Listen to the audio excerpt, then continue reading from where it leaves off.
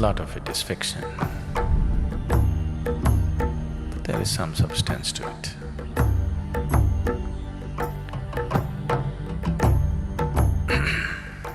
I don't think you should concern yourself about such things.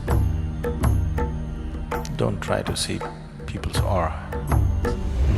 When you let water go over you, you're not just cleaning the physical self, that is, you're not just cleaning the skin. Something else also gets cleaned. You know this, people from Indian origin, you clearly know this in your homes. Your grandmothers were taking off Drishti for you, or a cleansing. Maybe some of your grandmothers knew how exactly to do it. Some of them didn't know, with ignorance they did simply something. If it's properly done, it'll work wonderfully well.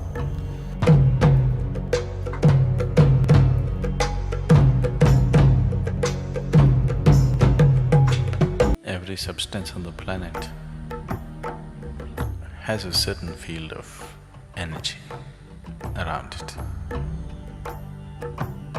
Or what you see as substance on the planet is actually energy. It's a scientific fact. The whole existence is energy.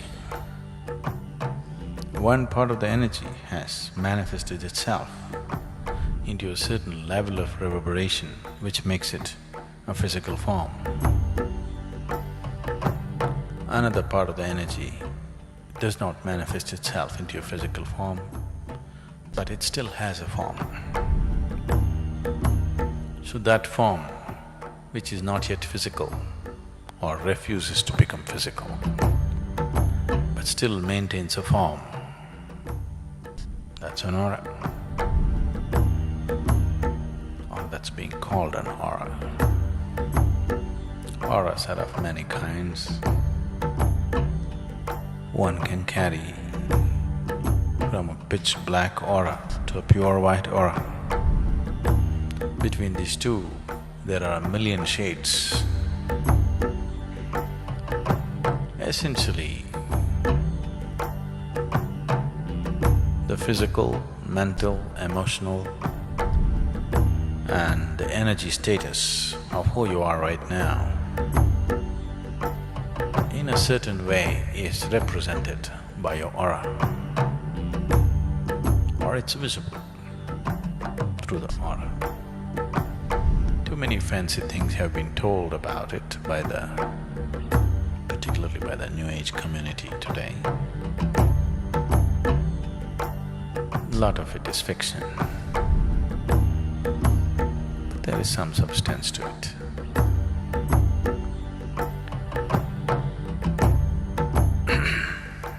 I don't think you should concern yourself about such things.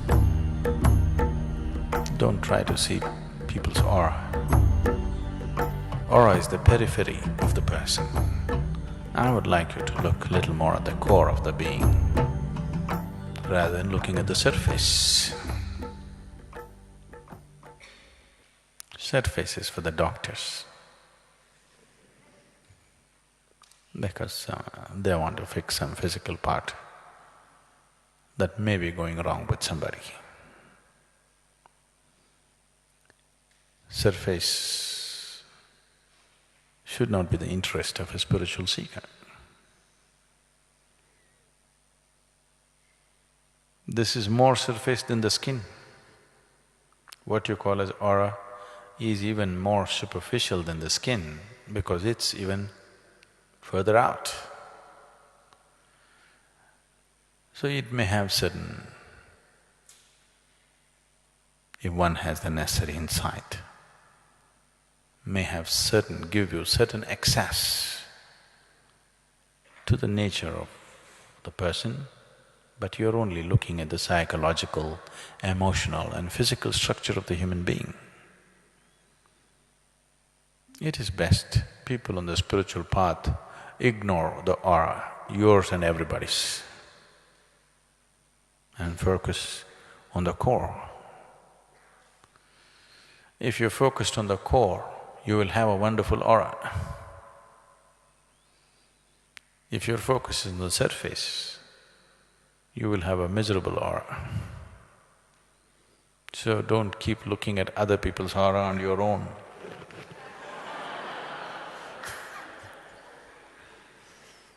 It's time you looked at the core of this one and that one. If you look at the core of this one, then naturally you'll see the core of everything, because in core, this and that doesn't exist. In core, only this exists. On the surface, this and that exists. So,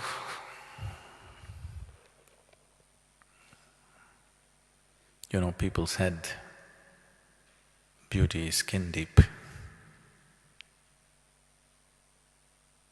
Yes, certain type of beauty is skin deep. You wouldn't like somebody with their skin peeled off. If you saw somebody's skin peeled off, you wouldn't think they're beautiful even if they're the same people. That way, yes. But aura is not even skin deep, so it's not worth spending time on it. If you become conscious of the core, the surface may be just visible to you, but you trying to see and read people's auras is a stupid thing to do. You'll waste your life trying to do such things. If you're conscious, if your perception is enhanced, you may see things. It's good to see things which are there. If you start seeing things which are not there, that's… you're graduating from ashram to asylum. If lot of you go in that direction, we can transform the ashram into an asylum. Yes. So it's very important. We want to keep this as an ashram. You want to make it into an asylum? Oh? No, we want to keep this as an ashram. So please, if you want to keep this as an ashram, you must be focused on the core, not on the surface. Too much surface means we'll make the place into an asylum. All kinds of nutcases who believe they are spiritual, there are too many like that on the planet. They are the biggest deterrent for other people to seek any spirituality.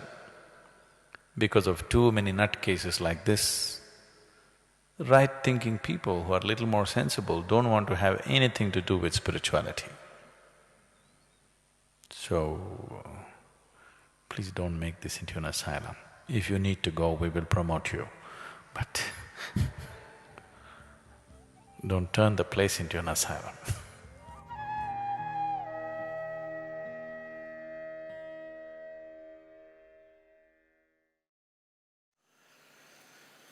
Aura is the subtle manifestation of everything that you are.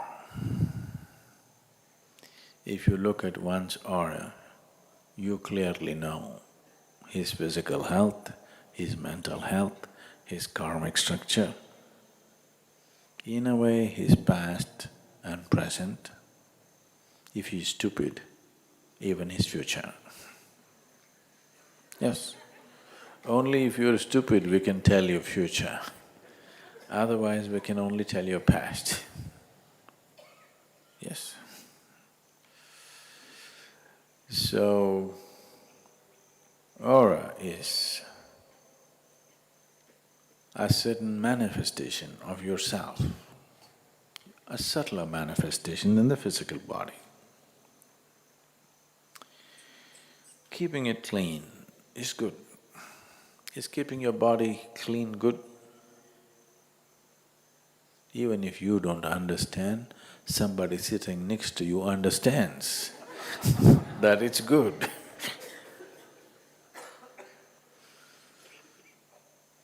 It's good to keep your body clean. It's good to keep your mind clean. It's good to keep everything that is you clean, because I'm not trying to teach you sanitation. What I'm saying is, if we want to do something with anything, first thing is we purify. If you want to take anything to a higher possibility, first thing is to purify. Without purification, you cannot do anything better than the way it is right now. So, purifying your body and your mind, for this we've taught you many methods, practices, food, this, that, so many aspects to keep your body and mind clean. Aura is a manifestation, it's not a presence by itself. But if you're doing sadhana and if you're improving your system, what you manifested yesterday or what you manifested 10 years ago may be still hanging around you and not allowing you to become what you want to be. So that can be cleansed. Have you noticed that when you have a shower or a bath, as we say in India, which is not a dip but pouring of water over your body, when you let water go over you, you're not just cleaning the physical self, that is, you're not just cleaning the skin. Something else also gets cleaned. Let's say you're feeling very angry, agitated and all kinds of things happening within you, you just go have a shower and come out, you feel all the nonsense kind of washed off.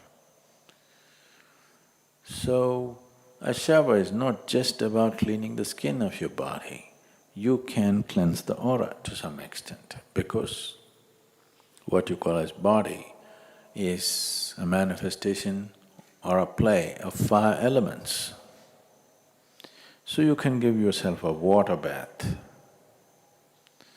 You can similarly give yourself a wind bath. You must see this. Suppose there's a gentle breeze flowing, you just went and stood like this. Suppose you wear thin clothes and simply stand like this. After some time you feel… Have you noticed that? Have you noticed this? You feel so clean and you want to feel like transparent and you want to fly away. Wind can do that. It should be just of the right velocity and feel and temperature and everything. If it's right, you will see wind just cleanses you. Wind bath. We can also give you a mud bath. You know, if you go to the rejuvenation center, they're giving you a mud bath. Similarly, we can give you a fire bath. So what's being done in the temple is a fire bath because, you know, she's Bhairavi. You just give yourself a fire bath, of course you can't pour it over your body.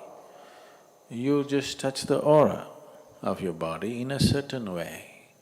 There are certain patterns running in your aura. Along the tracks, you run the fire, you will see suddenly you'll feel bright and clear. You know this, people from Indian origin, you clearly know this in your homes. Your grandmothers were taking off Drishti for you, or a cleansing. Maybe some of your grandmothers knew how exactly to do it. Some of them didn't know, with ignorance they did simply something. If it's properly done, it'll work wonderfully well. If it's simply done somehow, still works partially. Any number of times people might have noticed, children are sick, they just do little fire bath, suddenly they're fine. Have you noticed this? Because it's just a fire bath and it does things to the system. So, what is being given in the temple as klesha nashana kriya, That means a process which destroys impurities is, in English, aura cleansing, is to take away the impurities from the aura so that the body breathes better and feels better in terms of health, well-being, mental balance, everything. The neem, they used only the leaf on you. I think they should have used the stick. The neem stick is good, It awakens lots of people. In India, if you are acting little funny and possessed, they can beat the devil out of you with the neem stick. Neem is a very cleansing thing. If you're eating the morning ball, your stomach will be clean. If you have any kind of infection stuff in this country, they would always put you on a bed of neem leaf because it's a great cleanser of the system and a great energizer. So, the leaf has tremendous medicinal properties and very strong pranic reverberations and it's bitter enough to get the devil out of you. Scientists approach the concept of aura from multiple perspectives depending on the context, ranging from psychological and physiological explanations to its cultural and spiritual significance. Here are key aspects of how scientists and scholars discuss auras and their significance in various cultures. Scientific perspectives on auras. Neurological explanations. Some scientists explain auras in terms of neurological phenomena. For example, in the context of epilepsy or migraines, an aura is a sensory disturbance that precedes an episode. These auras can include visual disturbances such as seeing flashing lights or experiencing temporary blindness. The phenomenon of synesthesia, where one sensory experience is involuntarily linked to another, is another scientific explanation. For instance, some people might see colors when they hear music, which could be interpreted as an aura. Psychological and physiological theories. Psychological explanations often involve the interpretation of subtle cues. For example, people might perceive an aura based on non-verbal signals like body language or emotional expressions, which their brains subconsciously interpret and project as an aura. Some physiological explanations include the electromagnetic field generated by the human body, though this remains a controversial and less widely accepted theory within the scientific community. Cultural and spiritual significance of auras. Eastern traditions. In Hinduism and Buddhism, the concept of an aura is closely linked to the idea of chakras and energy fields.